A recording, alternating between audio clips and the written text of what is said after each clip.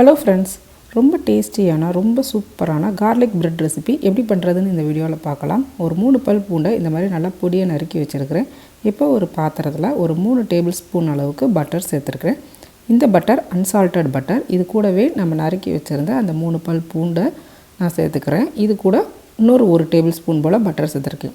டோட்டலாக 4 table spoon போல் பட்டரும் 3 பல் பூண்டும் சேர்த்துருக்கேன். இது கூடவே கொஞ்சமாக பெப்பர் தூள், தென் இட்டாலியன் ஸ்பைசஸ் சேர்த்துருக்கேன். இந்த இட்டாலியன் ஸ்பைசஸ் வந்து ஆப்ஷனல் தான்.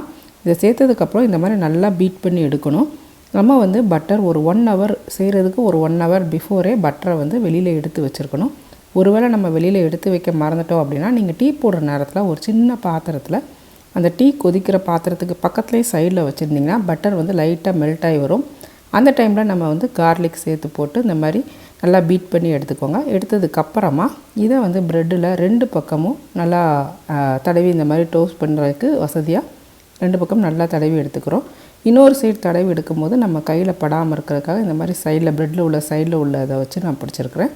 இந்த மாதிரி தடவி எடுத்ததுக்கப்புறமா பேனை சூடு பண்ணிக்கோங்க.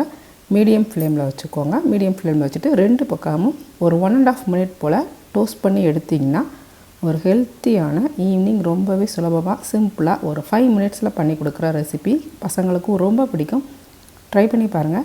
ட்ரை பண்ணி பார்த்துட்டு இந்த ரெசிபி எப்படி வந்துச்சுங்கிறத கமெண்ட்டில் சொல்லுங்கள். இந்த வீடியோ உங்களுக்கு பிடிச்சிருந்தா லைக் பண்ணுங்கள். இன்னொரு இன்ட்ரெஸ்டிங்கான கான்செப்டில் நான் உங்களை மீட் பண்ணுறேன். பாய்.